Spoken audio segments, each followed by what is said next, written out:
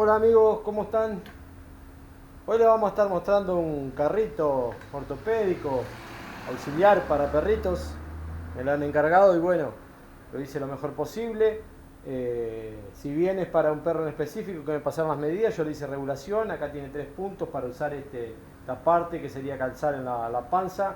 Se puede usarla o no, se puede regular también las rueditas en 3 puntos. Y bueno, es para un perro grande. Van a ir viendo todo como hice, con cañito 5 octavos, 7 octavos, perdón. Y bueno, acá si yo tengo dobladora, pero si no tienen dobladora lo pueden hacer soldado, cortado. Y bueno, espero que les sirva y vamos a ver cómo queda.